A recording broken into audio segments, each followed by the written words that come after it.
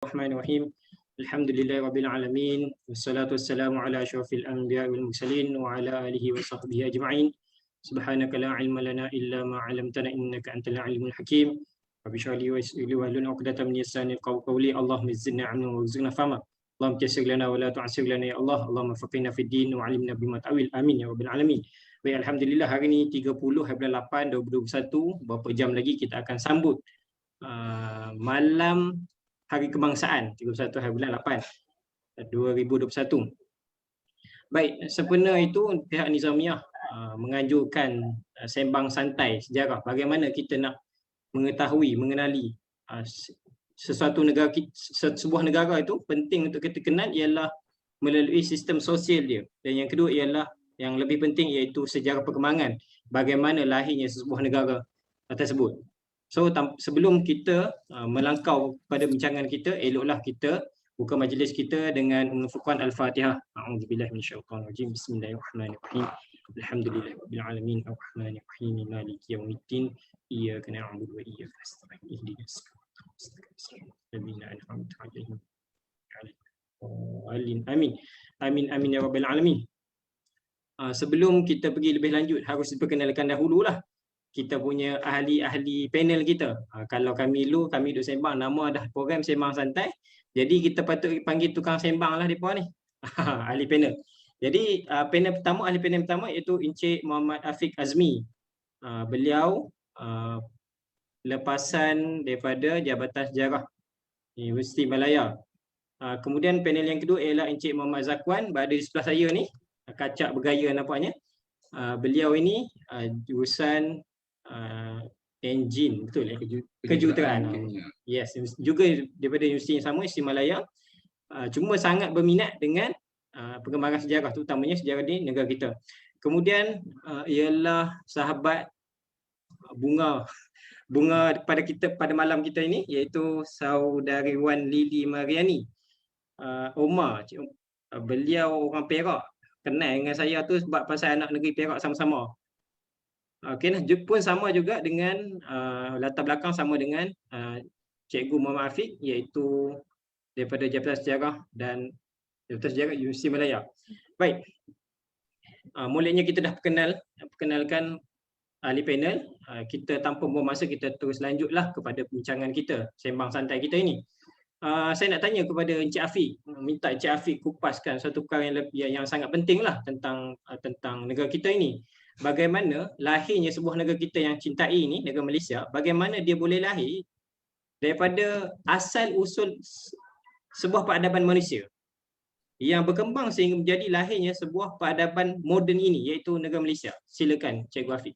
Cik Afiq.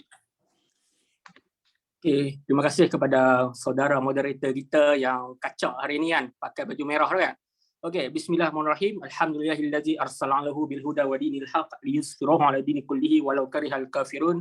Asyhadu an la ilaha illallah wa asyhadu anna Muhammadar abduhu wa rasuluh. Allahumma shalli ala sayyidina Muhammad wa ala alihi wa man tabi'ahum bi ihsan ila yaumiddin. Jika berbalik pada persoalan saudara kita tadi, kalau kita lihat ketamadunan, kita sering belajar, kita sering didedahkan dengan pembelajaran berkaitan dengan tamadun Huang Ho, tamadun Indus, tamadun Mesir Purba, bahkan tamadun Mesopotamia, bahkan kita belajar Sparta dan Athens. Tetapi dalam satu sudut, kita telah melupakan sebuah sejarah ataupun sebuah ketamadunan yang sebenarnya sama hebat dengan tamadun-tamadun dunia yang lain, iaitu ketamadunan yang ada di tanah Melayu ini. Kerana kita kalau kita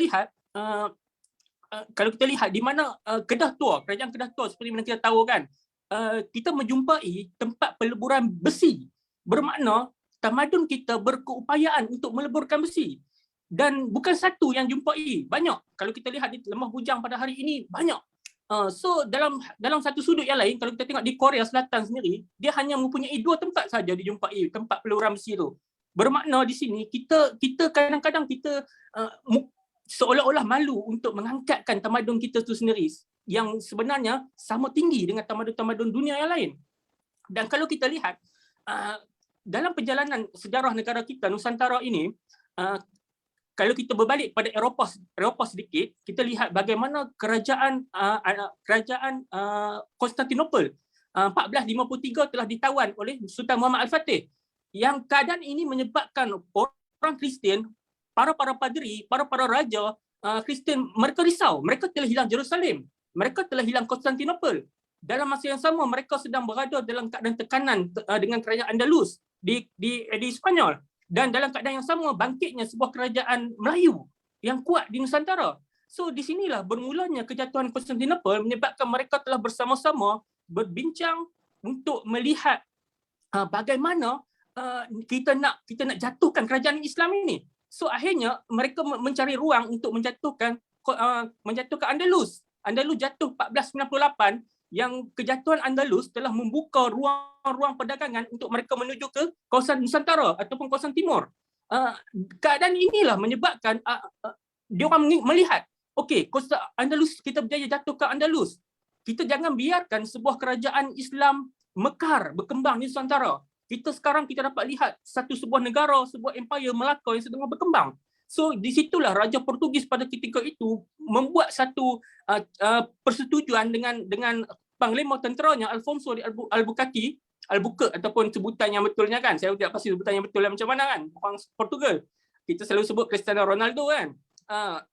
So akhirnya membawa pada penyerangan Melaka itu pada 1511 sehingga membawa kepada keruntuhan kota Melaka. Kerajaan Melaka itu. Kalau kita lihat kerajaan Melaka ini dia luas sehingga kalau kita lihat di Melaka ada Pulau Melaka, betul tak? Kalau kita lihat di Langkawi pun ada nama Melaka. So menunjukkan kemungkinan ada kaitan dengan kerajaan Melaka itu sendiri. Dan akhirnya Portugis ini membawa kepada kejatuhan Melaka, yang kalau kita lihat kerajaan-kerajaan Islam yang berada di sekeliling tidak tunggu diam. Maksudnya Portugis dapat Melaka bukan dengan cara yang mudah. Walaupun dia orang dah dapat, dia orang still mendapat serangan daripada pelbagai arah oleh kerajaan-kerajaan Islam. Contohnya kalau kita lihat ketika mana Melaka telah ditawan, Sultan Ali Muhayyad Shah Sultan Aceh telah mula membina benteng-benteng di pesisiran pantai Sumatera. Kalau kita lihat pada ketika itu, di saat Portugis cuba untuk mendekati kerajaan Majapahit untuk mendapat sokongan, apa yang berlaku ketika itu? Sultan Demak telah muncul sebagai kerajaan Islam yang pertama di Pulau Jawa. Okey, kerajaan Islam, orang pun nak lahir kat awal laju lah. Okey, tak apa, kita slow sikit. Takut tak sempat. Okey. Kalau kita lihat Raden Fatah ini, dia merupakan putera raja kerajaan Majapahit. Dia ni antara orang yang masuk Islam awal dalam kerajaan Majapahit. So dia disisihkan. Dia putera raja yang disisihkan di istana Majapahit. Kemudian dia keluar menuju ke Demak untuk mendirikan sebuah kerajaan Demak yang akhirnya membawa kepada kemunculan kerajaan Demak dengan perkahwinan dia dengan anak Sunan Ampel. Dan Demak telah menjadi satu kerajaan ataupun satu kerajaan Islam yang pertama di Pulau Jawa kan. Dan akhirnya kalau kita lihat pada Sultan yang kedua, iaitu menantu kepada Raden Fatah, iaitu Adipati Yunus, dia telah membentuk ketenteraan untuk menyerang Melaka, membantu untuk menawankan semula Melaka, tapi tak berjaya, dia syahid kan. So dalam masa yang sama, kalau kita tengok Portugis cuba juga menuju ke kerajaan Pajajaran di Jawa Barat kan, kerajaan Pajajaran, kerajaan Hindu. Tak sempat Portugis nak pergi, Fatahillah iaitu menantu ataupun anak orang kata apa, anak kepada putera Raja Aceh kan. Fatahillah ni datang sebelum sempat Portugis datang untuk cari alliance, untuk cari kawan, diserang. Fatahillah menyerang Jakarta, ataupun masa itu dipanggil Sunda Kelapa, kemudian menukar nama Sunda Kelapa menjadi Jayakarta, iaitu kota kemenangan, yang kemudian disingkatkan menjadi Jakarta seperti mana pada hari ini kita tengok.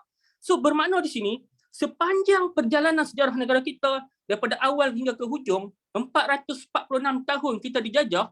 Dalam masa itu, kalau kita ikut akal logik, Islam mungkin boleh hapus, Islam mungkin boleh hilang. Kan? 400 tahun kan? Kalau kita simpan barang kita 2 minggu pun kita tak jumpa kan? Ini 400 tahun, tapi disebabkan kegigihan nenek moyang kita, ketekunan mereka, disiplin mereka, semangat mereka, jihad mereka, menyebabkan Islam tidak dapat dilupuskan di bumi ini. Kalau kita lihat 1784, Raja Ali Haji antara orang yang cuba. Okey, kalau kita tengok pada ketika itu, Raja Ali Haji syahid di Teluk Tapang, antara orang yang membantu untuk menyerang semula atau mendapatkan semula Melaka. Kalau kita lihat dalam masa yang sama, kerajaan Ternate. Kerajaan Ternate ni iaitu kerajaan di Kepulauan Maluku. Dekat situ kalau kita tengok, Sultan Khairul Anwar 1570 ataupun sebelum, mungkin sekitar 1570, itu beberapa tahun selepas kejatuhan Melaka itu, dia cuba, orang kata apa, Portugis membuat helah untuk menjatuhkan dia. Sebab apa? Sebab tak mampu untuk mengawal Kepulauan Maluku tu. So dekat sini kalau kita tengok, satu perjanjian diadakan di antara wakil daripada Portugis dengan wakil daripada kerajaan Ternate. Kerajaan masa tu dia orang angkat kitab. Sultan Cairo dia angkat kitab Al-Quran. Manakala wakil dari Portugis angkat Injil. So mereka berjanji untuk berdamai, tidak akan berperang sesama dia orang. Dan akhirnya Sultan Cairo menyatakan bahawa okey, tak apa, kalau dah angkat kitab suci bermakna ini satu perjanjian yang mulia, satu perjanjian yang melibatkan akidah masing-masing. So satu hari itu para geng Portugis ni dia kata okey, Sultan Cairo datang ke benteng Portugis pada sekian untuk kita makan malam. So Sultan Cairo datang ke dalam benteng Portugis itu di Kepulauan Maluku, dan elok dia masuk, pintu ditutup dan kemudian dia ditikam. Kematian Sultan Cairo itu menyebabkan anaknya kemudiannya Sultan Babuwah sangat marah. Sehingga dikatakan jantung Sultan Cairo ini dibawa ke gua, dipersembahkan kepada Raja Muda Portugis. Dan di sinilah kita tengok bagaimana kemudian anaknya Sultan Babuwah membalas dendam beberapa tahun kemudian dan akhirnya menghalau Portugis keluar daripada bumi Ternate. Dan akhirnya mereka hanya berjaya mengkristiankan daripada Kepulauan Semenanjung Melayu ini dengan kejatuhan Melaka dan sebagainya. Mereka hanya dapat mengkristiankan geng Ambon ataupun Kepulauan Ambon sahaja. Itu pun disebabkan mereka belum ada agama. So di sinilah kita tengok bagaimana kita tak duduk diam. Dalam 400 tahun kita tak duduk diam dalam perjuangan mempertahankan Islam itu sendiri. Dan kalau kita tengok hari ini, kita dah merdeka 64 tahun. 64 tahun sepatutnya Islam telah berada di tempat yang selayaknya, betul? Islam sepatutnya dah berada di tempat selayaknya. Tapi dalam 64 tahun ini, kalau kita lihat, ada dalam kalangan kita yang berani menyebut untuk keluar daripada Islam, tapi kita tak mampu buat apa-apa. Inilah satu persoalan saya nak tinggalkan kepada tuan moderator kita kan. Boleh saudara aware kita kan, boleh jawab kan. So, ini satu benda yang, apakah ini yang kita wariskan kepada bangsa kita?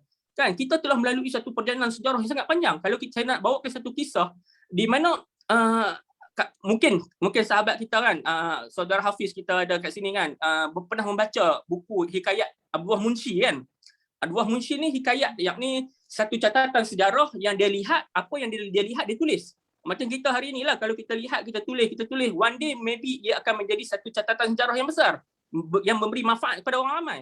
Dan hikayat Abdullah Munshi menunjukkan, dia menceritakan tentang peristiwa keruntuhan Kota Melaka. Kalau kita lihat selepas mana Portugis pulang, diambil oleh Belanda kan, dengan Sultan Iskandar Muda Mahkota Alam membantu dalam perjuangan, akhirnya membawa kepada pembebasan daripada Portugis. So kita berada di era Belanda, tetapi Belanda ini dia kemudian terpaksa menyerahkan Melaka itu kepada British disebab tekanan yang didapat di Eropah.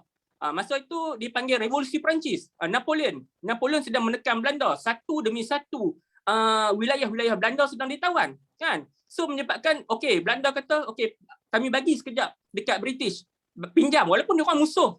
Dia orang ni musuh kan, tapi dia orang boleh bersatu dekat negara kita. Dia orang boleh bahagikan tanah-tanah di negara kita ini dengan begitu mudah tanpa persetujuan kita. Inilah satu benda yang kalau kita fikir pelik kan. Rasa pelik. So kalau kita lihat di sini, Belanda menyerahkan kepada British zaman ketika mana British memegang Kota Melaka ini. Zaman itu dikatakan oleh Abdullah Munshi masih terdapat piung-piung, masih terdapat benteng-benteng peninggalan kerajaan Kesultanan Melayu Melaka tu. Masih ada. Dan satu ketika disebut oleh Abdullah Munshi, British nak hancurkan batu-batu tu. Sebab dia semakin benteng-benteng batu-batu yang ada tu, lagi kuat lagi ada tu, maksudnya sukar untuk ditembusi. So dia orang takut kalau Belanda datang ambil balik, dia orang tak akan dapat mampu menguasai Melaka semula sebab benteng Melaka terlampau hebat, terlampau kuat.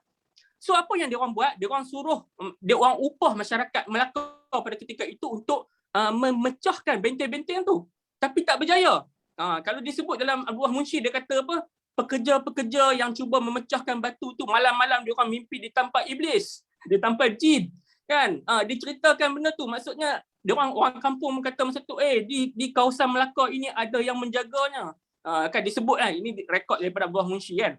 Kemudian British kata tak apa, kalau macam tu kita korek daripada bawah, kita keluarkan sebiji seketul macam tu. Korek, tak jumpa dasar. Tak jumpa dasar dia. Maksudnya nak kata betapa kukuhnya benteng kerajaan Melayu Melaka ni. Kan? Sampaikan British kata dah pelik dah, tak tahu nak buat macam mana dah. Dia orang dah naikkan gaji, tak berjaya, dan akhirnya apa yang dia orang buat? Dia orang bom. Abdullah Munshi kata pada hari pengeboman tu, batu-batu yang dibom tu pecah, bunyi dia macam petir, macam guruh.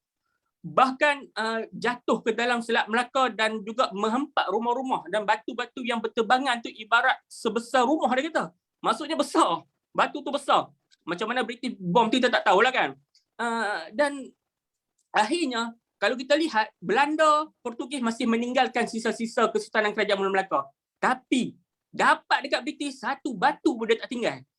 Inilah British yang kadang-kadang kita lupa nak menyatakan mereka ini adalah salah satu penjajah yang telah menghancurkan, meranapkan warisan bangsa negara kita. Dan beberapa hari selepas itu, penduduk-penduduk Melaka keluar. Dia orang kata, oh hebat rupanya teknologi pada British ni. Mungkin nak menunjukkan kepada kita bahawa masyarakat Melaka pada kita dah lupa sejarah.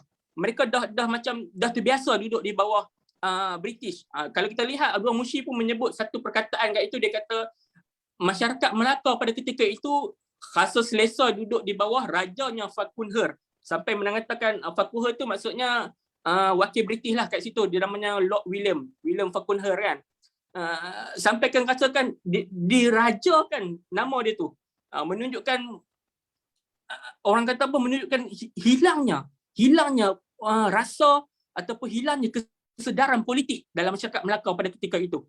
Sehinggalah kepada zaman pemerintahan British, sampailah kepada Penyam-Pangkur, membawa kepada keseluruhan tanah Melayu, mula dijajah, di Sabah dan Sarawak pun sama, di bawah keluarga Brooke, dan sampailah kemudiannya zaman Jepun yang mungkin kita akan bahaskan sebentar nanti insya-Allah.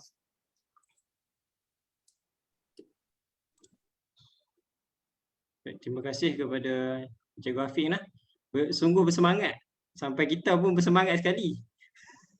Kan?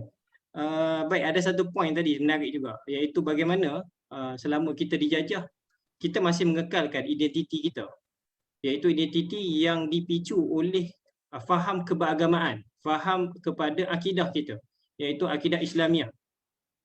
Jadi tidak dalam kita nak berbincangkan tentang soal akidah, soal tentang Islam dan pegangan umat tok-tok nenek kita sebelum itu, pasti ada terasnya, pasti ada sesuatu yang dijadikan satu role model untuk diikuti, iaitu bagaimana peranan ulama yang mungkin kita katakan agak suram ataupun jarang dibincangkan, walaupun adalah perbincangan yang menyentuh tentang peranan ulama dalam dalam penentangan terhadap penjajah. So di sini saya nak tanya pada sahabat saya ini, Muhammad Zakwan, persoalan bagaimanakah ataupun apakah peranan ulama dalam operasi menentang penjajah dan operasi untuk mencapai kemerdekaan. Silakan.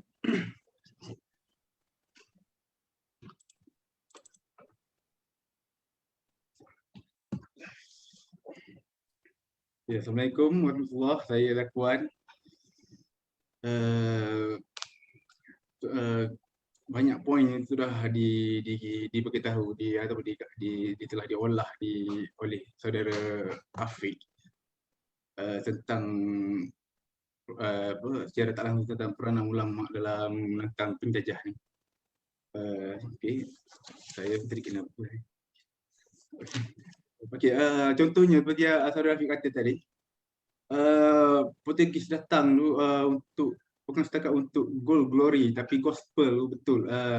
Kerana lepas kejatuhan kerajaan Umayyah di di Andalusia, mereka melakukan reconquista sehingga capai ke alam Melayu, dan mereka tidak hampir berjaya, tidak berjaya memengsungkan akidah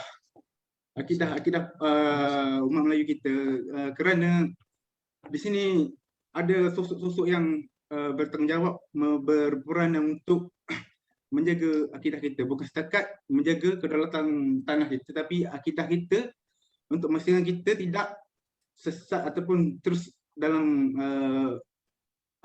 agama Nabi Muhammad SAW.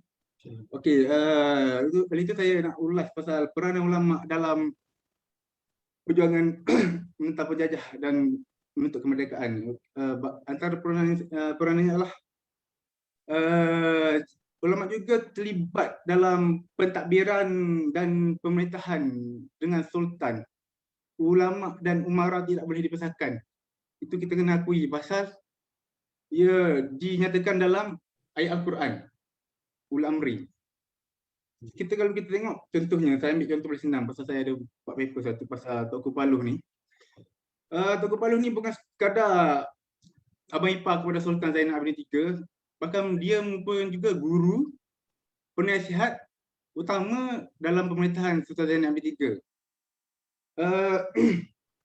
Mereka ni akan memberi nasihat bukan setakat dari segi spiritual, tapi dari segi pemerintahan, seperti contohnya ketika British datang untuk mengambil, untuk menghantar ataupun menempatkan residennya, tapi Sultan Zainal Abidin tidak boleh memberi keputusan kerana dia terpaksa menyuruh wakil British itu merujuk kepada pemilik Terengganu tersebut, iaitu Tunku Paluh. Selain itu daripada petikan daripada penulis barat W. Linhen abad ke-19, dia berkata golongan ulama ni bukan sekadar terikat dengan golongan pemerintah sahaja, tapi dia juga terlibat dengan hamba rakyat dalam pelbagai lapisan.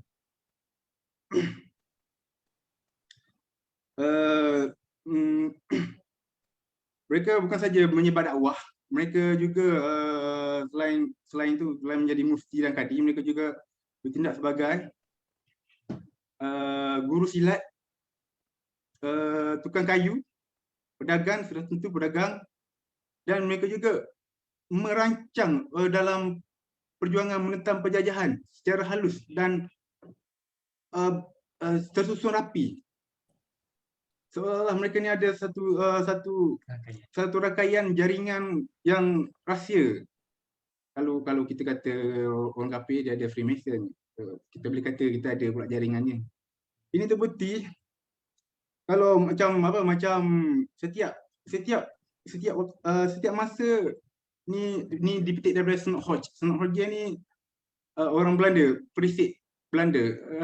Dia menghati apabila orang Melayu, orang Nusantara di Pulau Nusantara ni pulang dari Mekah, semangat juang mereka dan kebolehan mereka menentang penjajah lebih teratur, lebih bersemangat dan berjaya. Belanda masa tu pening kepala.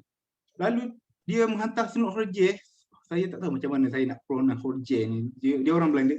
Lalu Snot Hodge ni menjadi perisik dan dia masuk Islam. Nama dia pun Abdullah Yusuf.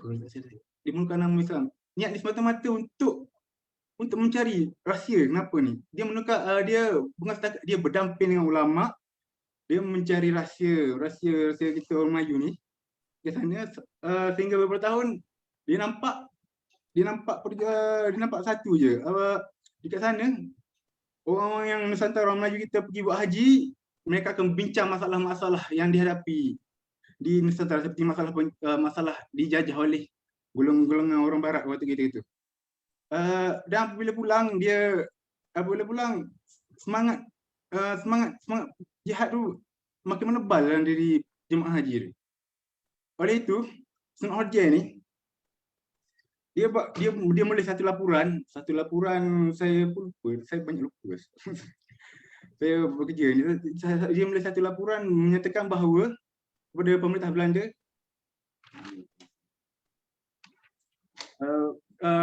bahawa ulama harus dipisahkan daripada golongan pemerintah, ulama harus dipisahkan daripada berpolitik, dan kita harus menetapkan pendidikan sekular di kalangan rakyat supaya kita dapat memenangi perlawanan dengan mereka.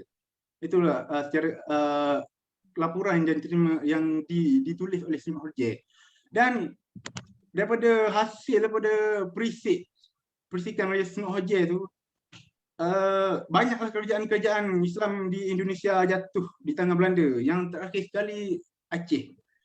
Begitu juga dengan kerajaan-kerajaan Islam di tanah Melayu ni, di Semenanjung ni. Macam Syekh Ahmad Al-Fatani. Syekh Ahmad Al-Fatani banyak menyokong para sultan, terutama di Pantai Timur, di Terengganu, di Kelantan, supaya menjaga kedaulatan daripada penjajah kafir. Selain itu, macam ulama-ulama Syekh Daud, Syekh Ahmad Filambani juga mengarang kitab fiqh seperti Muniatul Musalli, kitab fiqh yang menyelitkan unsur jihad. Betapa pentingnya jihad waktu ketika itu dalam memelihara akidah orang Melayu kita. Waktu itu di pondok diharuskan, diwajibkan untuk belajar bab jihad ni waktu itu, pasal menunjukkan pentingnya ancaman akidah waktu ketika itu. Lepas tu berbalik pada Syekh Ahmad Al-Fatani tadi, beliau bukan saja bertanggungjawab merancang menasihati sultan ni, bahkan beliau melobi Sultan Turki Ottomaniyah untuk mendanai perjuangan kita di Nusantara ini. Dan selain itu, dia menubuhkan satu persatuan, Jamiatul Fataniyah, means that maknanya persatuan antara ulama-ulama orang-orang Jawi yang berada di Mekah dan di Nusantara ini, supaya penetangan atau perlawanan kita dengan mereka lebih tersusun rapi. Tu saya kata tadi, kita pun ada persatuan kita, organisasi rahsia kita juga. Dan hasil daripada itu, payah juga British dan Belanda untuk menawan atau British dan Belanda, dan satu lagi Siam, Thailand waktu itu Siam, untuk menjajah atau masuk campur dalam pentadbiran negara kita, tanah air kita ni. Selain itu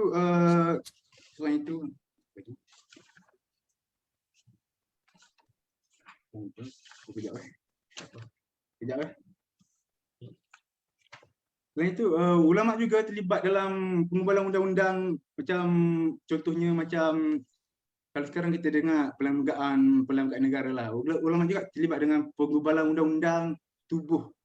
Saya ambil contoh dekat kerajaan Terengganu. Kepala waktu itu menubuhkan undang-undang tubuh Itqanul Muluk yang melarang rakyatnya patuh kepada raja yang menurut perintah orang-orang kafir.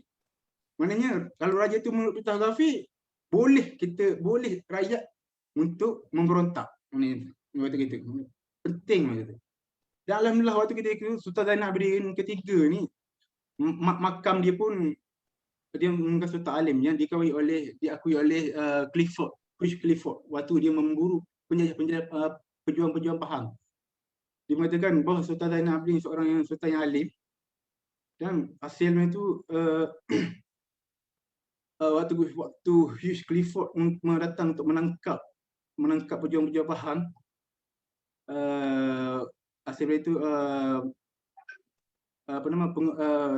ekspedisi untuk menangkap dia tidak berjaya. Maknanya sultan-sultan kita pun dalam masa yang lain, Sultan Kelantan waktu, saya lupa nama dia, Sultan Mansur saya, membantu juga perjuangan perjuangan persenjataan rakyat Pahang waktu ketika itu. Okey.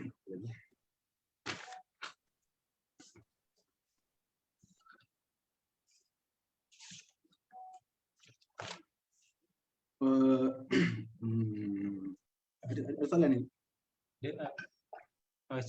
Sebarang soalan boleh, kalau ada sahabat-sahabat yang ingin bertanya soalan, boleh, ataupun nak menyatakan pandangan, boleh tulis di ruangan ruangan komen Facebook lah.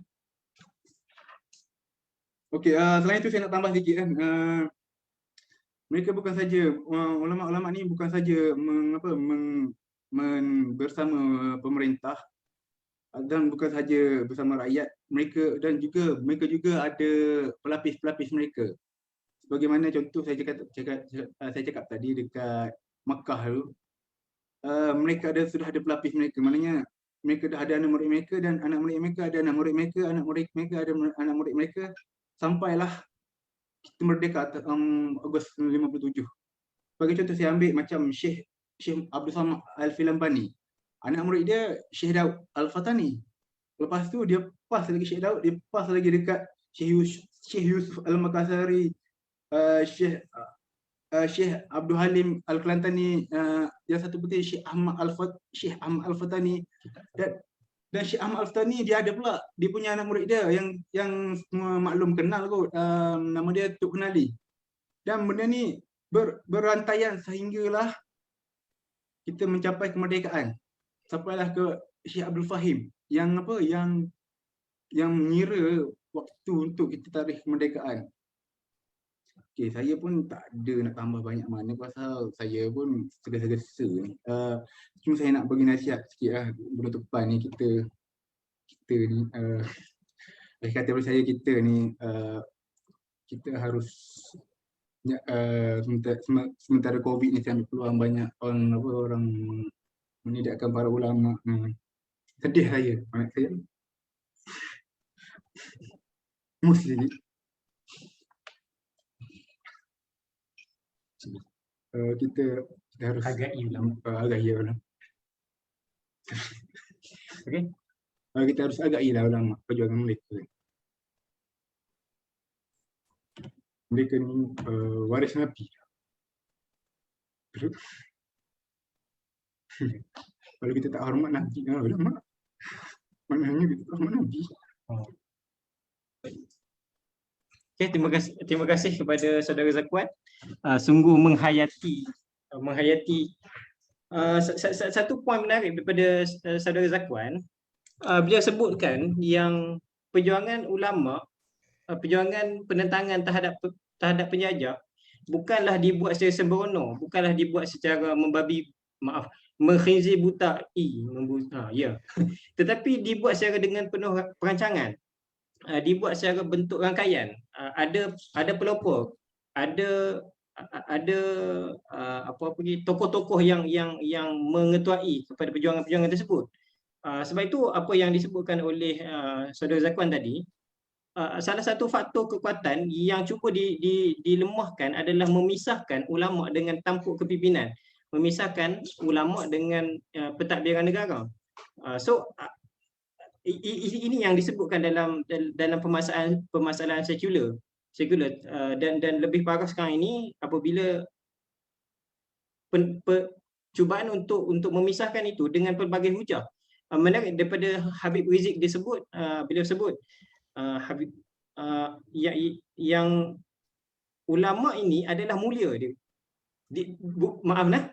Saya tak faham tak. Habib Rizik ni menukilkan sebahagian daripada pendokong-pendokong sekular ini yang cuba nak memisahkan ulama dari campur aduk, daripada ulama nak campur masuk dalam hal-hal pentadbiran. Dia kata ulama ni sakral, suci.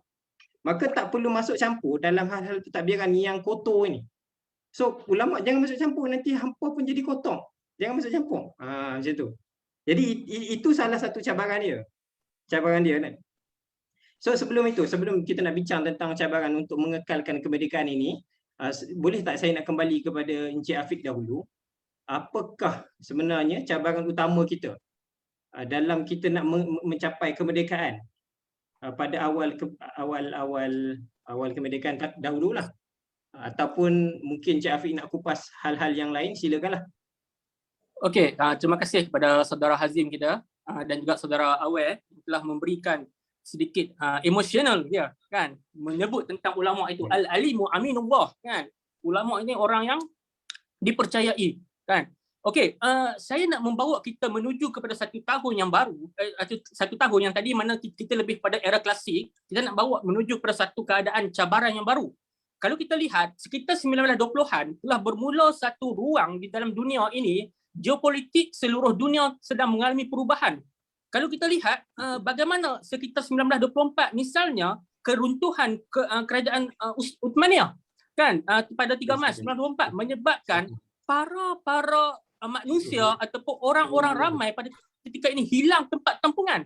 Bahkan ia tidak hanya kepada orang Islam semata-mata, ia juga melibatkan ataupun melibatkan negara-negara yang lain. Mereka sedang mencari tampungan yang baru. Pada ketika itu kalau kita lihat para pemimpin Islam negara-negara Arab, mereka bertelingkah antara satu sama lain, menyatakan mereka lah yang layak menjadi khalifah. Mereka lah yang layak menjadi ketua. Dalam keadaan ini menyebabkan orang ramai telah mula merasakan kita perlu mencari satu tampungan yang baru. Begitu juga dengan keadaan politik negara kita misalnya. Di saat ketika mana pemimpin-pemimpin berbasiskan pada satu kaum sedang bertelingkah antara satu sama lain, menyebabkan orang-orang muda ni, anak-anak muda ni, mereka keluar daripada mengikut parti yang berasaskan perkauman. Mereka cari satu ruang yang baru untuk mereka menyatakan pandangan, menyatakan pendapat. Dan ada dalam kalangan anak muda sendiri yang sudah tidak mahu lagi mengambil tahu tentang politik disebabkan kekecewaan ataupun tak ambil tahu disebabkan rimas dengan apa yang sedang berlaku. Benda yang sama sebenarnya berlaku pada sekitar 1920-an, khususnya pada selepas Perang Dunia yang pertama itu. Dalam masa yang sama, manusia ketika itu berada dalam keadaan Great Depression. Dan Great Depression maksudnya dalam keadaan ekonominya runtuh. Masa inilah ruang yang telah diambil oleh geng-geng sosialis komunis ini untuk bangkit. Kalau kita lihat 1930-an, komunis sebenarnya telah mula melebarkan ideologi mereka di tanah Melayu. Dan kalau pada awalnya komunis ini tidak mempunyai satu sokongan daripada orang Melayu. Disebabkan orang Melayu masa itu pun tahu bahawa para komunis ini, para geng sosialis ini, kebanyakannya mereka tidak beragama, tidak mempunyai sentimen agama dalam diri mereka. So mereka ditolak mentah-mentah.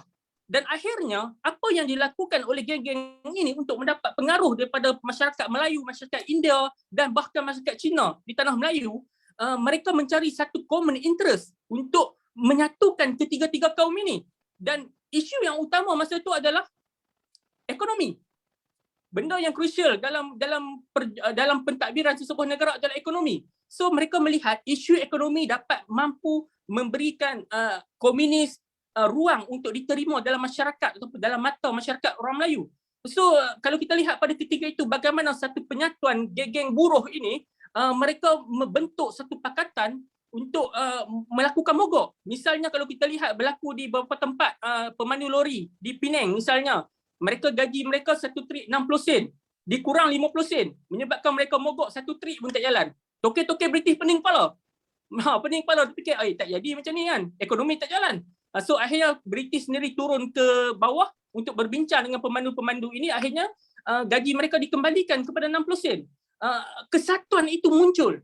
Inilah satu benda yang kita hilang sebenarnya kan. Kita mungkin, ya saya bukan komunis kan, tak kata saya komunis pula kan. Tak, mungkin satu benda yang kita boleh belajar daripada apa yang komunis buat tu. Kan dia orang cari common interest di antara ketiga-tiga kaum ini untuk menyatukan. So dapatlah sedikit pengaruh komunis sehingga 1930-an. Tapi komunis masalah dekat tanah Melayu ni sekitar 1937, dia tak sebut dah perjuangan untuk buruh. Dia tak cakap dah perjuangan untuk hak-hak pekerja. Dia lebih kepada apa? Dia meratibkan Jepun. Sebab apa? Sebab pada ketika itu para komunis, orang Cina di negara Cina itu sendiri sedang bertempur hebat dengan kerajaan Jepun, dengan negara Jepun, yang Jepun pada ketika itu kita tahu kan menjadi satu kuasa yang besar. Mereka berjaya mengalahkan Rusia dan dalam peperangan dengan Cina. Bagaimana pada ketika itu betapa antinya orang Cina kepada Jepun. Sangat anti. kalau kita lihat adakah komunis ini membunuh orang Melayu saja? Tidak. Mereka juga menjadikan orang yang berkiblatkan Jepun itu, walaupun dia Cina pun, dia akan dibunuh. Dia akan dikacau, dia akan diganggu. Misalnya satu contoh saya petik dalam buku Profesor Dr. Ho Hui Ling. Itu profesor kita sendiri di Universiti Malaya, Jabatan Sejarah. Dia menyatakan seorang anti Cina keluar daripada satu kedai membeli barang made in Jepun. Para komunis ni nampak dia orang buat apa? Dia orang kata apa? Masukkan jalan tak yang panas itu ke kepala anti Cina tu.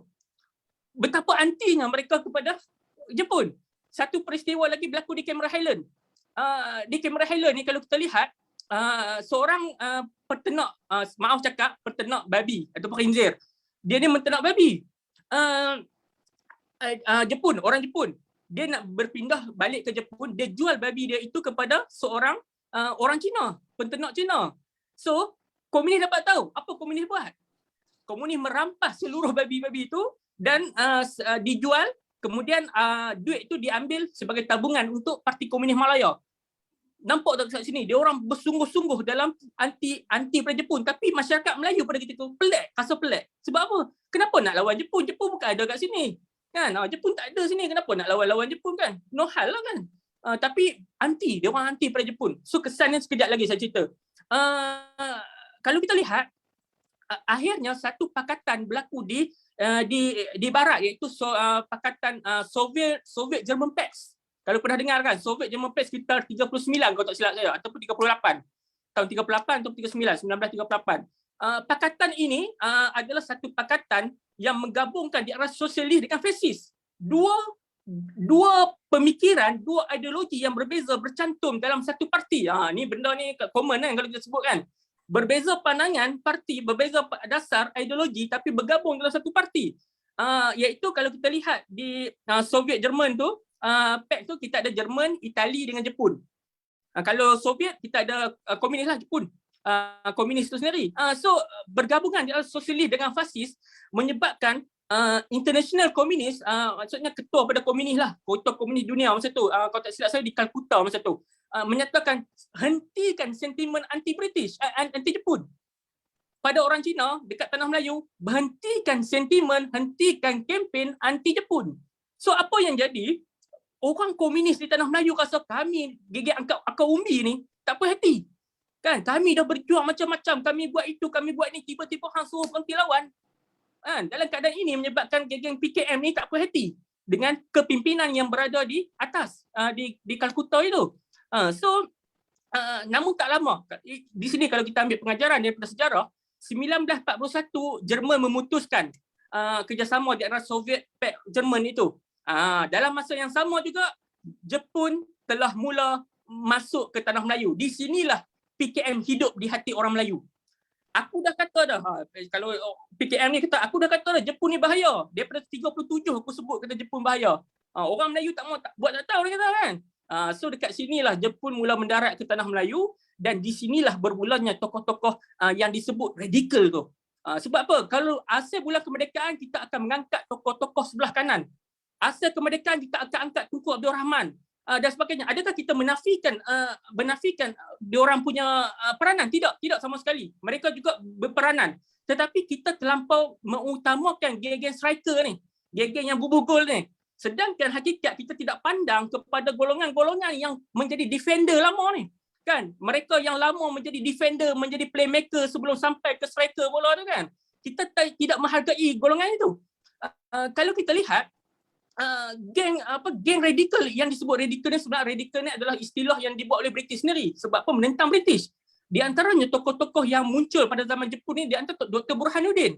Kalau kita lihat, saya nak bawakan satu, mungkin ambil masa sikit lah ini kan, tak apa kan. Saya nak bawakan satu pandangan. Dr. Burhan dan Buya Hamka mempunyai satu ruang persamaan dari sudut perjalanan sejarah itu sendiri. Kalau kita lihat Dr. Burhan pada ketika mana Jepun memerintah, dia menjadi pegawai Jepun. Adakah dia tali barut? Kalau kita sebut sekarang ni, tali barut Jepun lah. Hakikatnya kita tidak boleh menghukum seperti itu. Sebab Dr. Burhan menganggap ketika itu Jepun membawa idea yang hebat. Idea kebebasan kepada Asia ini. Idea untuk membebaskan Asia daripada penjajah. So mestilah mendapat ruang di dalam hati orang Melayu, dan di antaranya Dr. Burhan. Dan kalau kita lihat Buya Hamka juga hal yang sama. Buya Hamka turut mendapat jawatan di Indonesia berkaitan dengan sebagai pegawai agama macam tu. Inilah ruang persamaan yang kita boleh dapat, titik persamaan yang akhirnya membawa kepada orang kata apa, keinginan Dr. Burhan nantinya untuk membawa kemerdekaan itu bersama dengan Indonesia. Adakah salah kalau saya melihat bahawa Dr. Burhan melihat kepentingan untuk membawa kemerdekaan bersama Indonesia ini disebabkan dia nak melihat ramainya umat Islam. Dia nak menambahkan ramainya umat Islam dalam sesebuah negara tu. That's why idea Dr. Burhan tu. Tapi mungkin slide sikit lah, itu tak ada masalah. Okay, kalau kita lihat zaman ini Dr. Burhan telah menjadi, masa zaman Jepun ni, Dr. Burhan dia dapat apa ni, menjaga Mahat Ihya Al-Sharif Gunung Semanggul tu yang dibuat oleh Hamim Hizbul Muslimin sebelum tu yang kemudian diharamkan oleh British kan, bahaya dari gunung kata Dato' On kan. Kalau kita lihat zaman ini Dr. Burhan telah berjaya menjaga Mahat Ihya Al-Sharif daripada Jepun. Tempat yang paling selamat dekat Jepun masa zaman pemerintahan Jepun adalah Taiping. Ni orang Perak ramai kan. Taiping. Sebab apa? Taiping dijaga oleh Dr. Burhan. So dari satu sudut kalau kita lihat inilah kebaikan yang dibawa. Bukan itu nak kata Jepun tu baik, tak. Bukan nak kata dia bekerja dengan Jepun tu baik, tapi dia membawa satu keharmonian di Taiping itu sehingga Mahat Ihya Al-Sharif tidak diganggu. Dr. Burhan mengajar ilmu medik di Mahat Ihya Al-Sharif. Power kan? Maksudnya di sini kita boleh belajar bahawa masjid ataupun tempat-tempat masjid ataupun surau ini tidak hanya berfokuskan kepada ilmu fardu ain. Kita boleh membuka, menghuraikan, meluaskan image masjid itu dengan ilmu-ilmu kata English, matematik, sejarah itu sendiri kan. Kita tidak mensempitkan peranan masjid itu. Yang dibuat oleh Dr. Burhan, Mahat Ihya Al-Sharif diajar ilmu perubatan. Ini satu benda yang menarik sebenarnya di dalam sejarah yang dibuat oleh Dr. Burhan. Dan Dr. Burhan mempunyai ruang orang kata apa?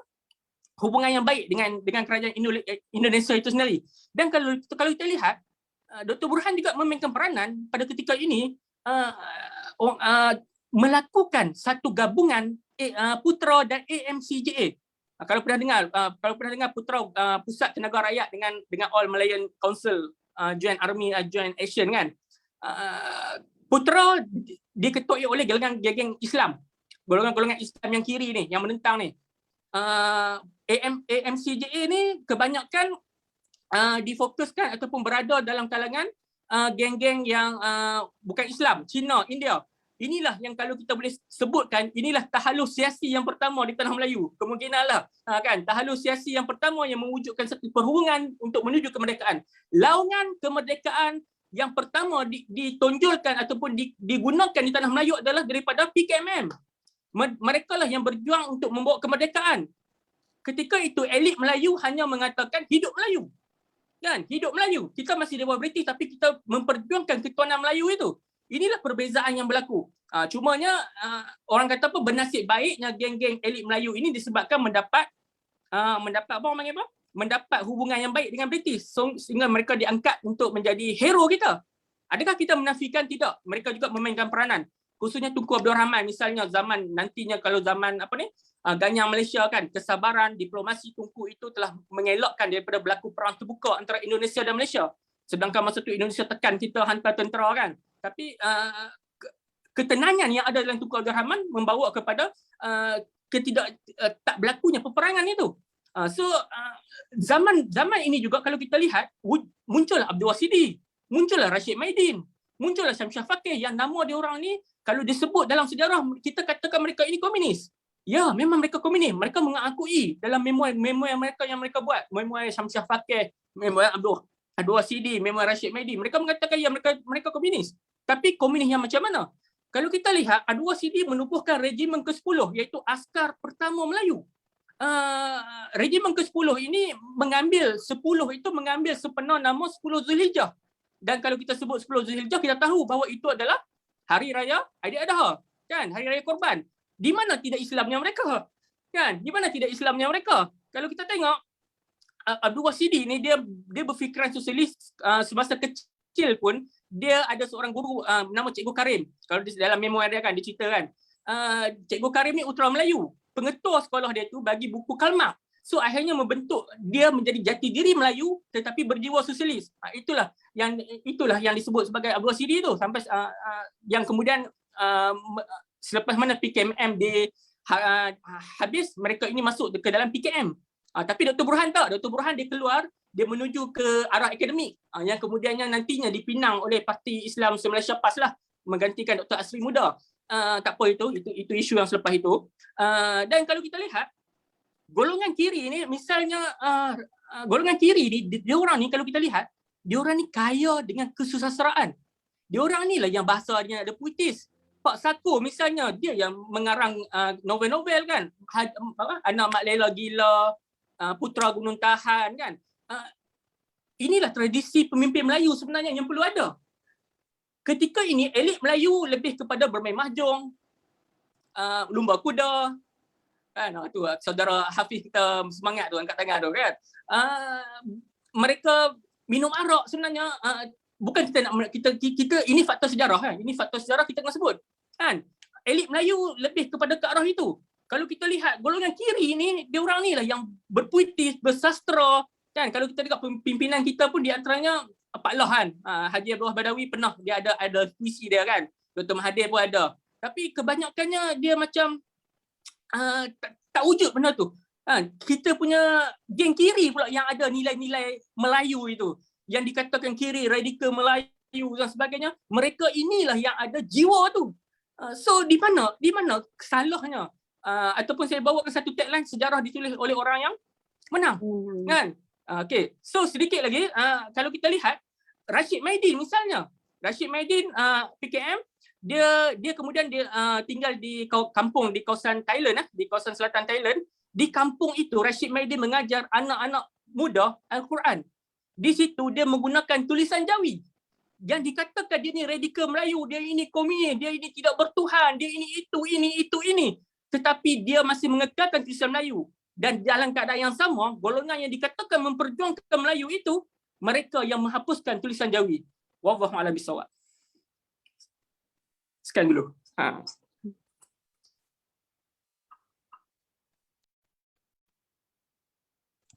Baik, alhamdulillah, terima kasih Cik Afiq.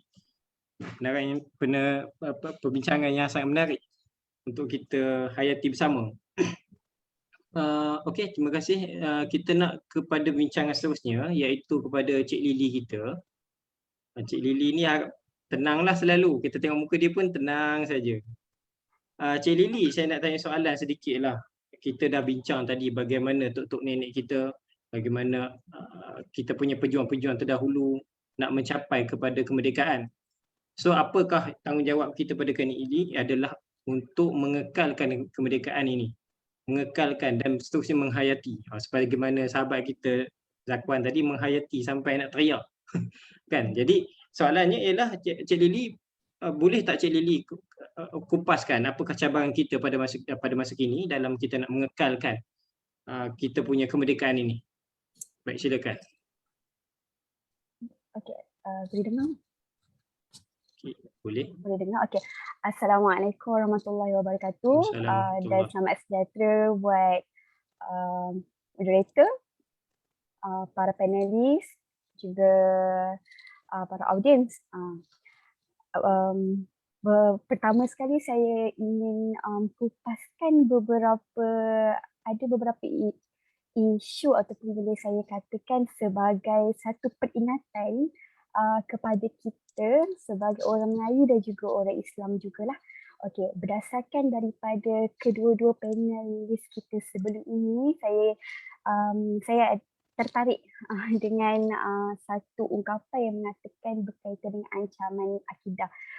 Umum mengatakan kita faham, kita cukup faham apa itu maksud merdeka. Kita rasa macam okey, kita dah cukup merdeka.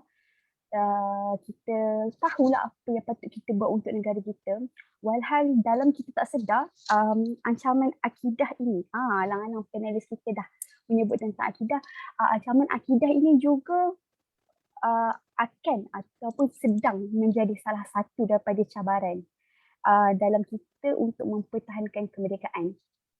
Saban hari kita melihat pelbagai ajaran-ajaran baru. Jika dahulu kalau dalam konteks sejarah dia, menurut dua panelis kita sebelum ini yang lebih bercerita tentang sejarah yang lalu, sekarang saya ingin membawa penonton, para audien untuk be realistic. Maknanya dalam keadaan sedar di masa sekarang, pada masa sekarang. Okey, seperti yang kita tahu, ancaman akidah ini mungkin lebih tertumpu kepada orang Islam saja. Tetapi sebagai umat Islam yang merupakan masyarakat majoriti bangsa majoriti di Malaysia, perlu kita faham yang bahawanya ancaman akidah ini semakin serius. Saya sendiri boleh saya kongsikan testimoni saya sebagai mangsa eksploitasi akidah oleh pihak yang tidak bertanggungjawab. Okey, apa yang boleh saya kongsikan, bila kita rasa kita cukup ilmu, kita rasa macam kita dah belajar dekat universiti ni, kita dah ada pengetahuan ni. Okey, tetapi dengan mudahnya tanpa kita sedar kita mampu juga sebenarnya terpesong. Tak sikit banyak. Antara dua je. Okay, jadi dalam kita tak sedar, ini menjadi jarum-jarum hadis kepada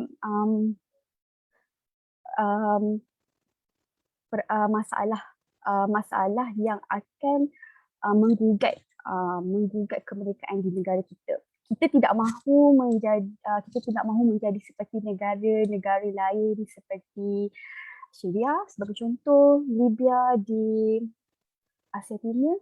Okey, hanya kerana ancaman akidah dan kumpulan-kumpulan tertentu, ia berjaya memporak-porandakan satu tamadun ataupun bangsa ataupun negara itu sendiri. Jadi saya cuba mengulas sikit lah, tapi tak sikit banyak jugalah saya cakap berkaitan dengan ancaman akidah tersebut. Ancaman akidah tu sendiri boleh kita berikan contoh seperti ancaman Syiah, okey, ajaran-ajaran yang baru yang ada. Yang baru-baru ni paling terkini, semalam saya ada berbincang dan membaca tentang ajaran sesat, okey, yang ada di negara kita. Jadi ini menjadi ancaman kepada negara kita bila mana semua orang tengah fragile dalam musim pandemik ini dan tak boleh berfikir dengan waras dan senang untuk dipengaruhi dan mempengaruhi orang lain untuk percaya tentang ancaman akidah ini. Selain daripada itu, saya akan kupaskan sedikit mengenai sastra Melayu yang diungkapkan oleh panelis Afiq. Okey, sebelum itu saya akan kembali kepada saya punya bahagian. Okey, sebagai guru, pertama sekali dalam memahami erti kemerdekaan itu, kita perlu pergi kepada yang asas dulu. Kita jangan rasa bila kita dah besar, kita dah cukup faham ni. Tapi bila kita baca balik dia punya definisi, sebenarnya kita tak faham pun apa yang kita faham selama ini. Okey, kita pergi kepada definisi ataupun penghayatan kemerdekaan itu sendiri. Okey, menurut Kamus Dewan Bahasa dan Pustaka, merdeka bermaksud bebas daripada penjajahan, kurungan, naungan dan sebagainya. Ia juga bermaksud lepas daripada tebusan atau tuntutan serta berdiri sendiri dan tidak bergantung pada yang lain. Itu dari konteks Melayu, daripada segi sudut bahasa Melayu. Manakala kemerdekaan di dalam bahasa Arab pula disebut sebagai istiqlal, iaitu bersendiri dalam memiliki kemuliaan, berdikari dan bangkit daripada penindasan atau melepaskan diri daripada sesuatu ikatan. Para hadirin sekalian, para penonton, hakikat kemerdekaan yang saya ungkapkan tadi, yang selalu kita faham, ia berkaitan dengan kebebasan daripada penjajah. Apabila kita cakap berkenaan dengan merdeka, semestinya kita akan faham kita bebas daripada penjajahan, tapi sebenarnya tidak. Okay?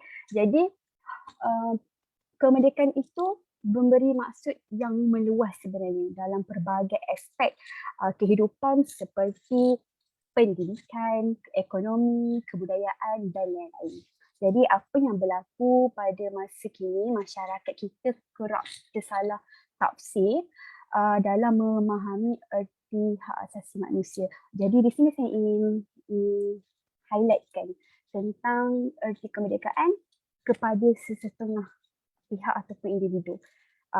Umum mengetahui negara kita mempunyai pelbagai isu yang melibatkan yang mengganggu-gugat agama, sensitiviti bahasa dan lain-lain. Jadi kalau kita boleh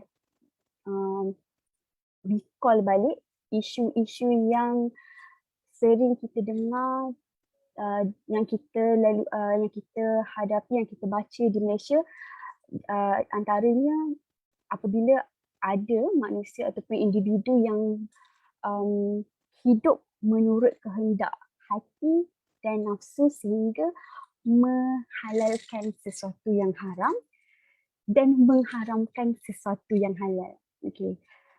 Perkara ini sangat sensitif, tetapi ini saya sentuh, antaranya LGBT.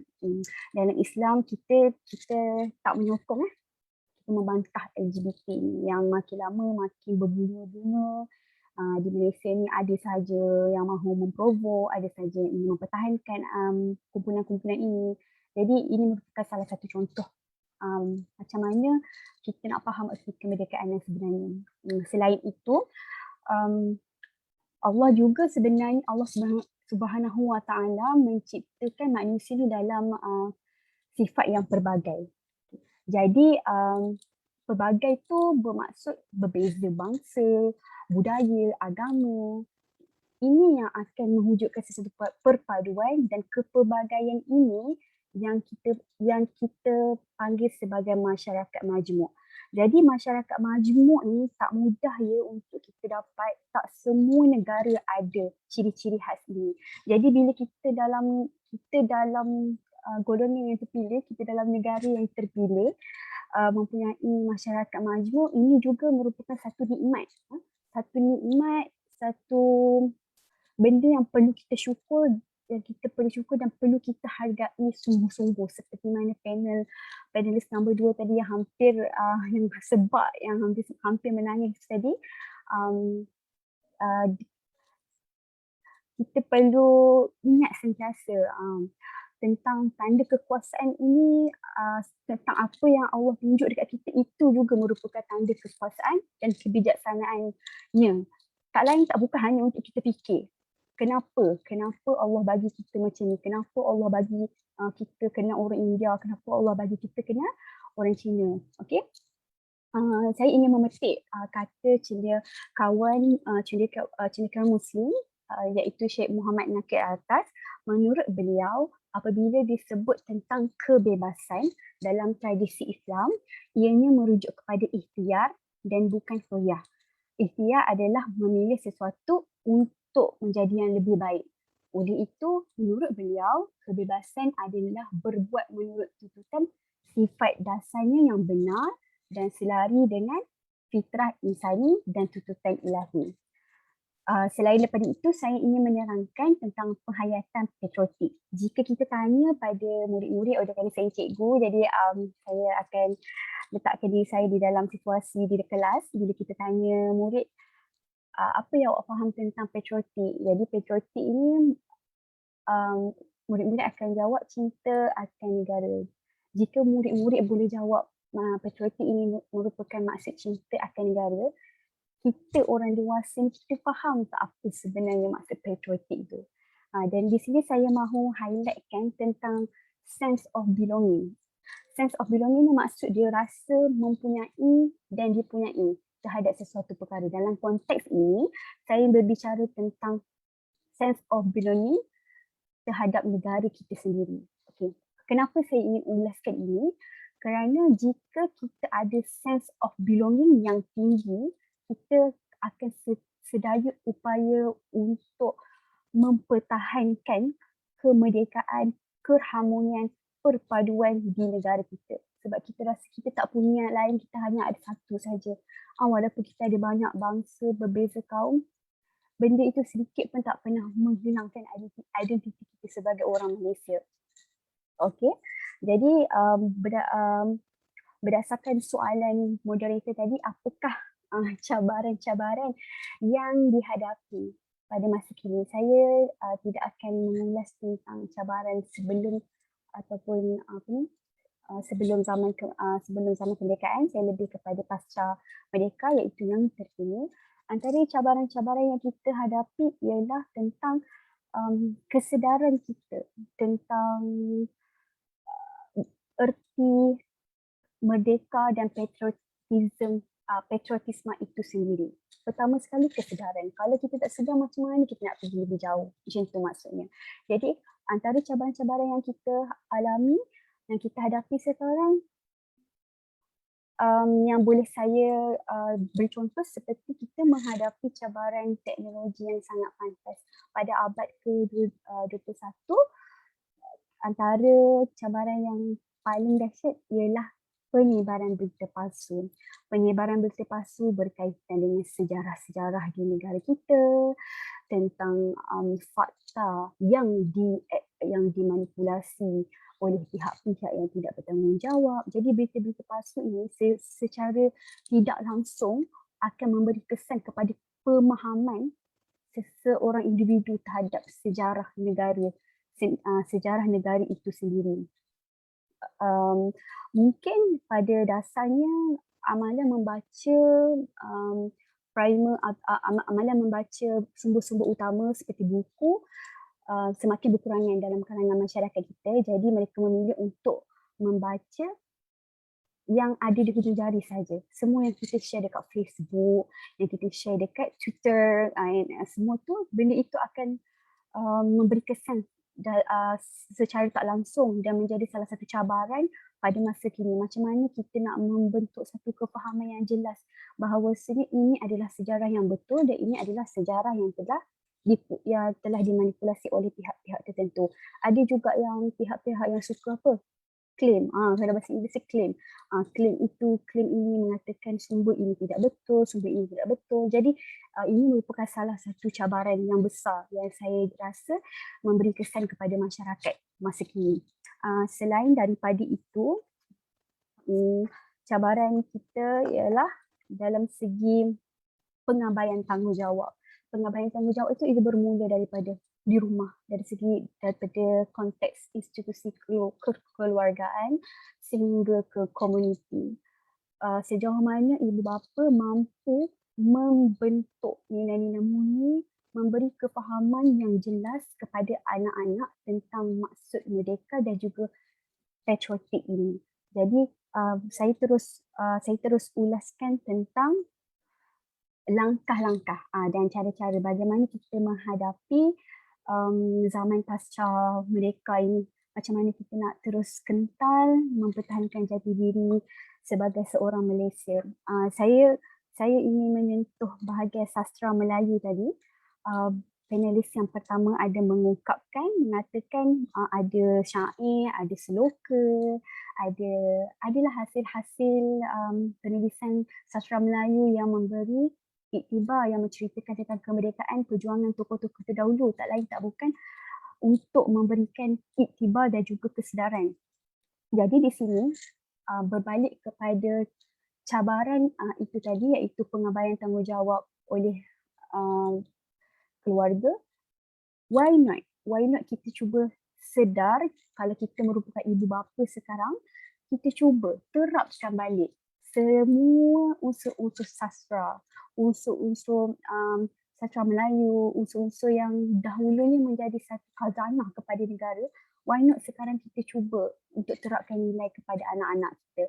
Kita cuba untuk kenalkan mereka terhadap gurindam, seloka. Ini merupakan salah satu bentuk patriotisme dalam masyarakat. Kita bermula daripada rumah dulu, bermula daripada pendidikan. Secara tidak formal, iaitu bermula daripada ibu bapa. Selain daripada anak-anak itu belajar di sekolah bersama guru-guru mereka, why not kita cuba memartabatkan semula segala hasil-hasil sejarah sastra Melayu yang dulu agung, yang patut kita kenang dan kita kuasai semula untuk memartabatkan khazanah negara. Jadi di sini daripada patriotisme, daripada perbuatan tersebut, ia akan melahirkan semangat patriotisme dalam keilmuan, dalam bentuk keilmuan. Bila mana kita, misal kata kita bolehlah kita cakap kalau kita merupakan lulusan yang membuat PhD ataupun master, yang ada terbitan, bermula daripada kita sendiri, gunakan bahasa Melayu. Pastikan penerbitan itu menggunakan bahasa Melayu secara formal. Jadi bermula daripada situ kita dapat menghargai khazanah negara kita sendiri. Selain daripada itu, kita perlu sedar bahawasanya selain daripada cabaran dalam teknologi, kita sering didedahkan dengan perkara ataupun isu-isu provokasi seperti kita mula dengar isu ini bermula daripada tahun lepas, iaitu isu di mana bendera itu diterbalikkan. Bendera dipasang di kawasan atau di tempat-tempat tertentu secara terbalik. Hal ini sangat tidak menyenangkan mana-mana pihak kecuali pihak yang memang berniat untuk melakukan perkara tersebut. Jika kita baca berita tersebut, jika kita sedar ini adalah merupakan anasir-anasir buruk yang cuba untuk menggugat kestabilan dan keamanan negara kita. Jadi kita perlu sedar, mungkin ia hanyalah bendera tetapi ia bukan satu perbuatan yang kita rasa boleh dimaafkan begitu sahaja. Jadi bendera diterbalikkan, kita tak rasa apa-apa. Kita kena tanya diri kita sendiri. Kalau bendera negara aku diterbalikkan, aku tak rasa sedih ke? Jadi pada situ kita dapat satu jawapan, sebenarnya cukup tak semangat patriotisme kita dalam diri kita pada waktu sekarang. Bukan kita ulas waktu yang dahulu ni, waktu yang zaman-zaman penjajahan British dah tak berapa relevan untuk kita kaitkan dengan waktu sekarang. Jadi seperti yang kita faham, bila ini berlaku, ia merupakan pengkhianatan terhadap negara kita. Umum mengetahui bendera itu merupakan lambang kedaulatan negara kita. Jadi kenapa kita kibarkan bendera sebenarnya? Kita tanya balik diri kita. Kenapa dia buat begitu? Kenapa kita buat begini? Jadi tujuan kita kibarkan bendera ini, kalau bukan dalam bulan 8 pun, kalau bukan seperti kemerdekaan pun, kalau kita buat pun tak lain tak bukan sebab kita nak zahirkan rasa syukur kita. Kita nak bagi tahu yang kita bangga jadi anak Malaysia. Bukan setakat kita seronok tepuk tangan dekat Olimpik Tokyo, kita nampak orang kibar bendera. Bukan itu saja. Kita sendiri yang kena zahirkan dari rumah kita sendiri, dari tempat kediaman kita sendiri, dari tempat kerja kita sendiri.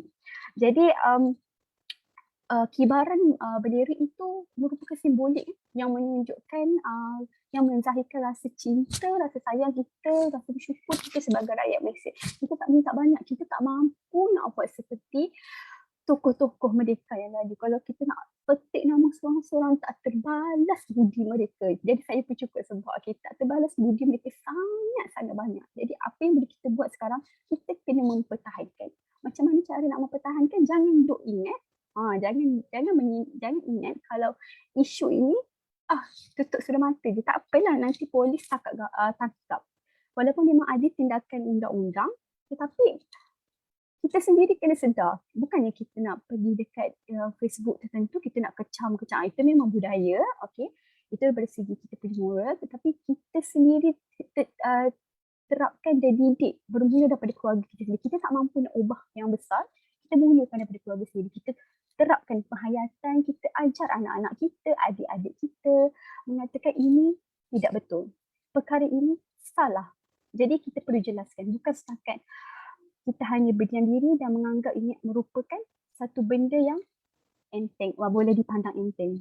Selain daripada itu kita pun perlu tahu walaupun kita dah hidup dalam 20 tahun, 30 tahun, kita kadang-kadang kita tak faham pun bendera ni sebenarnya tak boleh dibiarkan meleret ke tanah. Bendera ini tak boleh dibuat baju, tak boleh dibuat tudung. Jadi sebenarnya kita tak cukup pemahaman tu. Kita tak cukup pemahaman. Sekarang waktu kita bila ada isu timbul, waktu kita untuk faham. Macam mana kita nak faham berdasarkan apa yang kita lalui, berdasarkan ilmu yang kita dapat. Dari situ pentingnya ilmu pengetahuan. Jadi saya dah mengulaskan tentang cabaran dan juga isu-isu terkini yang boleh kita anggap sebagai penting. Selain daripada itu, saya terus pergi kepada bahagian langkah-langkah ataupun cara-cara mempertahankan kemerdekaan. Patriotisme ini dapat disematkan melalui tiga cara, iaitu melalui kesedaran, pendidikan dan juga pengetahuan. Jadi saya dah menerangkan dalam konteks pendidikan sebagai seorang pendidik. Saya terangkan secara basic saja, secara asas saja apa yang boleh kita buat di rumah.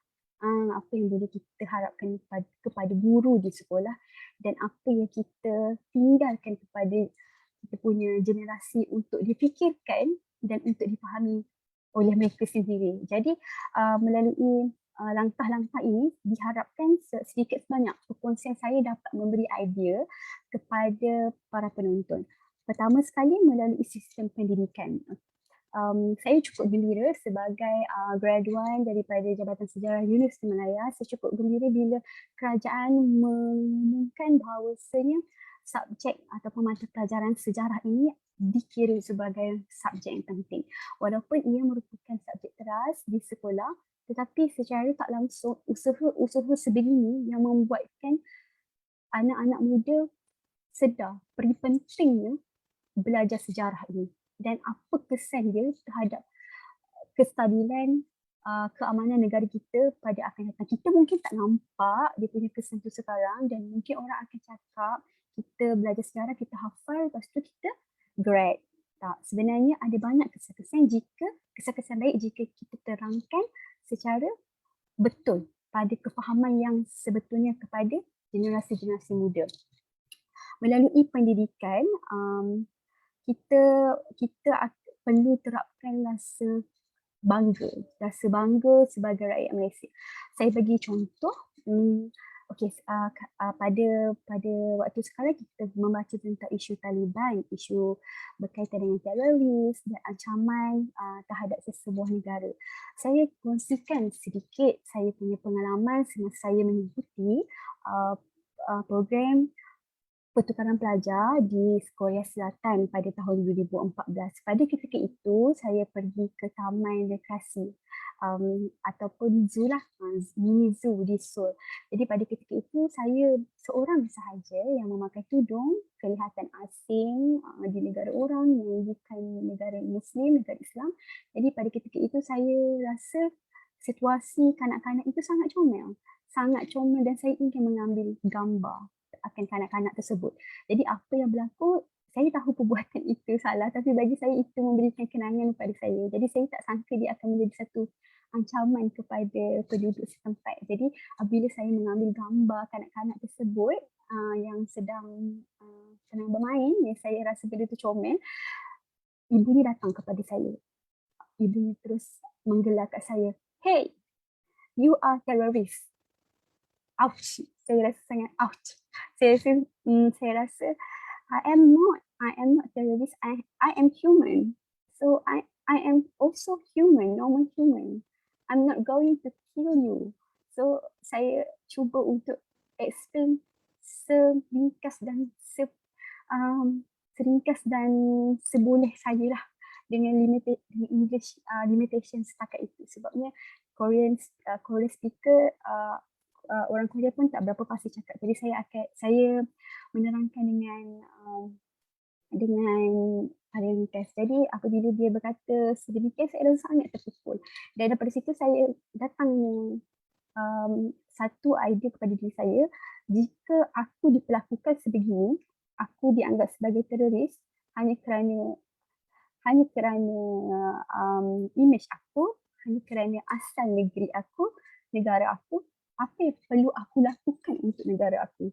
But apa yang perlu kita lakukan kepada negara kita. Bukan kita fikir apa yang negara je bagi dekat kita. Dekat sini saya boleh apply kan apa yang saya boleh buat. Jadi saya cuba untuk menerangkan saya bukan teroris dan saya tidak berniat untuk membunuh siapa-siapa pun di situ. Saya hidup dalam sebuah negara yang aman. Negara saya mempunyai berbagai kaum dan juga bangsa dan kami telah mencapai kemerdekaan selama beberapa tahun. Jadi pada waktu itu saya rasa cukup bangga sebab tak banyak yang kita boleh buat. Tapi kita boleh menyumbangkan satu saja kefahaman kepada seorang individu yang selama ini telah dimomokkan dengan berita, dengan hate speech mengenai Islam itu sendiri, mengenai orang Islam yang dikatakan sebagai pembunuh. Sangat-sangat menyedihkan bagi kita. Jadi pada waktu itu umur saya tak silap saya 22 tahun, saya mampu melakukan sesuatu yang saya rasa satu pencapaian dalam hidup saya. Jadi di sini pentingnya untuk kita bentuk jati diri dahulu. Kita sendiri bentuk jati diri kita campak pergi mana-mana pun, kita dihantar ke negara mana-mana pun, kita tak akan lupa asal usul kita. Di mana bumi dipijak, di situ langit dijunjung. Dan selain itu, kita kena sedar berkaitan dengan kefahaman terhadap nilai-nilai murni. Saya yakin para penonton sekalian faham tentang nilai-nilai ataupun sifat-sifat terpuji dalam Islam, sifat-sifat mahmudah. Jadi kita boleh applykan apa gunanya kita belajar Islam tapi kita tak faham dan kita tak applykan dekat dalam pemahaman sejarah ini.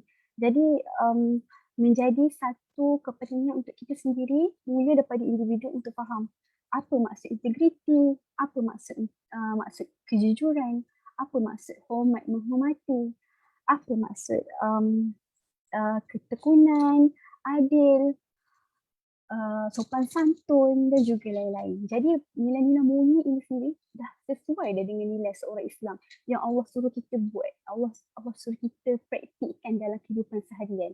Jadi bermula daripada nilai-nilai murni ini dan nilai yang kita pegang dalam kefahaman kita terhadap sejarah negara, terhadap penghayatan patriotisme itu sendiri. Cukup untuk kita sedar bahawa sebenarnya kita hidup dalam sebuah negara yang sangat aman.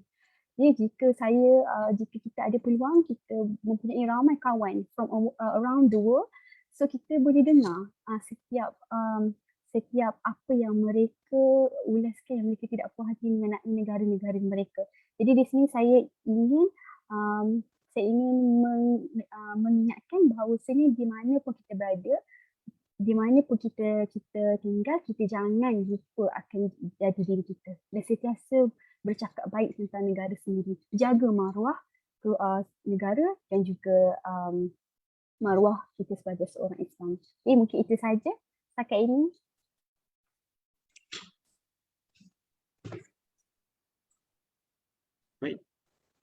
Baik, terima kasih kepada Cik Lily.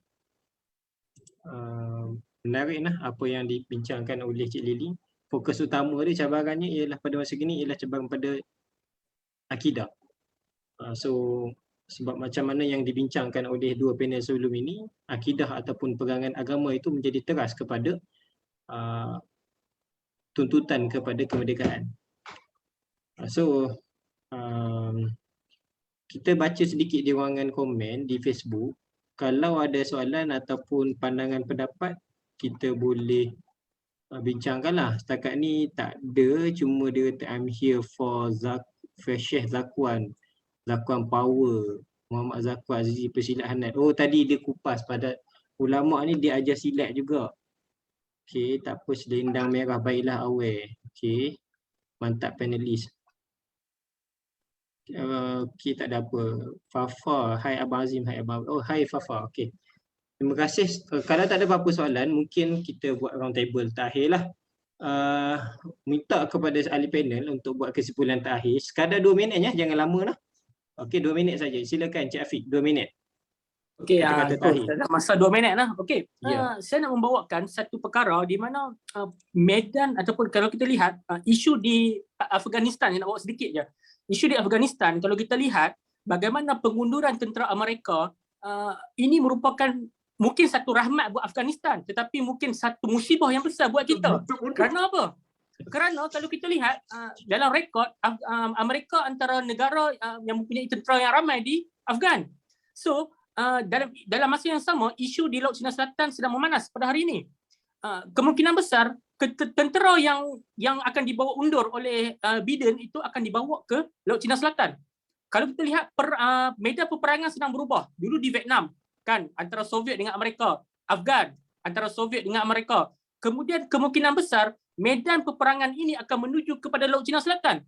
Dan jika itu berlaku, saya nak tinggalkan satu persoalan yang besar. Apakah kedaulatan negara kita akan kembali terancam? Wallahualam.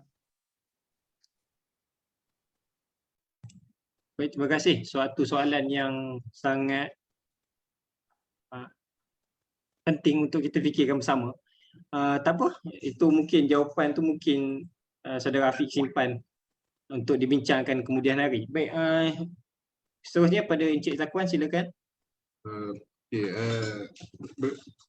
Apa yang dinyatakan oleh panel nombor 1 tadi, Encik Muhammad Afiq, jadi persoalan apakah terjadi pada kita. Saya bersetuju juga apakah terjadi pada kita kalau ada berlaku konflik di Laut Cina Selatan. Circle kami selalu berbincang pasal itu. Saya nak tutup perbincangan ini. Maaflah tadi saya sedikit emosi tadi, tak tahu daripada mana datang semangat. Saya harap itulah kita harus berterima kasih dan sedekahkan Al-Fatihah kepada para pejuang kita yang dulu, tak kisahlah ulama ke, pendekar ke, dan siapa saja. Kerana tanpa mereka, bukan dekat negara kita ni tergadai. Mungkin nama kita sekarang pun Alfonso, Juan Manuel Marquez, terjadi macam Filipina. Mungkin sekarang saya panggil Puan Lily, Lisa Mourinho. Mana dia tahu? Terima kasih. Kesimpulan yang menarik lah. Terima kasih. Seterusnya kepada Cik Lily, silakan. Tak banyak sebab saya pun dah berkongsi agak panjang berkaitan dengan isu kefahaman kemerdekaan ini, kefahaman tentang arti kemerdekaan. Saya ingin memetik ayat daripada Tunku Abdul Rahman. Bila saya baca ayat ni, saya sangat tersentuh. Saya tidak mahu sebab seperti panel nombor 2, tetapi kita tinggalkan ayat ini dengan satu kefahaman supaya kita cuba untuk tanya diri sendiri, adakah kita cukup berkorban selama ini? Okey, kita dengarkan apa kata-kata Tunku Abdul Rahman. Tunku Abdul Rahman Putra Al-Ash mengatakan merdeka itu bukanlah suatu benda yang mudah yang boleh didapati, melainkan ialah dikehendaki untuk mendapatkannya itu dengan pengorbanan yang sebenar-benar pengorbanan. Jadi saya tinggalkan ayat itu untuk kita sama-sama fikir, adakah kita cukup berkorban untuk negara kita, adakah kita cukup rasa sayang terhadap negara kita. Sekian, terima kasih.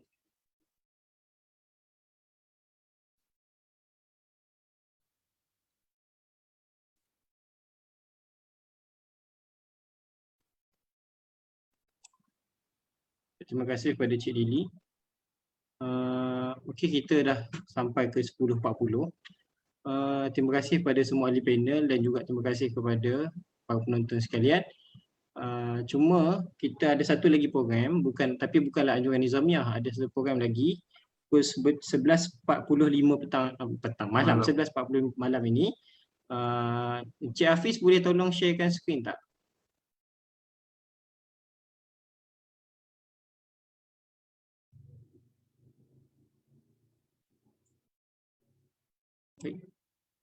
Oh, sambil tu saya share Encik Zakwan kita tadi, dia ada tulis satu artikel, boleh rujuk di ruangan jurnal pengaji online Journal of Research in Islamic Studies terbitan Malaya.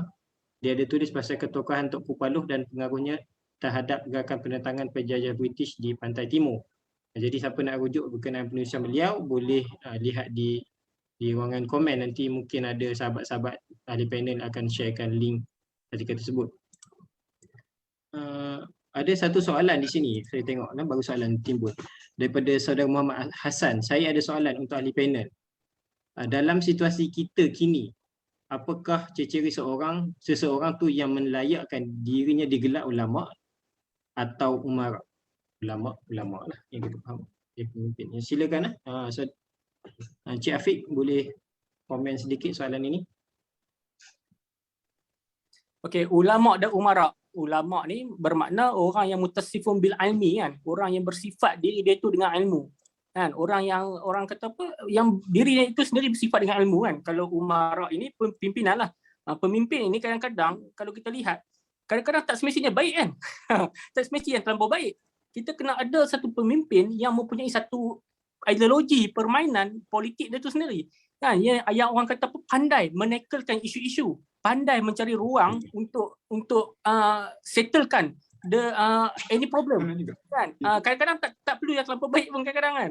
So ini adalah sudut pandangan saya lah. Okey, Seterusnya kita nak sudahi dengan penutup majlis.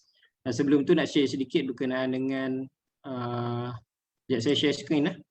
Macam mana nak share ni Okey. Boleh tengok di sini lah kalau nak tengok rujuk pada artikel Cik Afiq, Cik Zakwan kita. Dia tulis pasal penentangan, sebenarnya penentangan penjajah. Penentangan para ulama terhadap penjajah, dan dia fokus kepada seorang tokoh ulama iaitu Tok Paluh. Okey, tanpa buang masa kita sudahilah majlis kita ini dengan tasbih kafarah dan surah Subhanakallah wa bihamdika asyhadu an la ilaha illa anta astaghfiruka.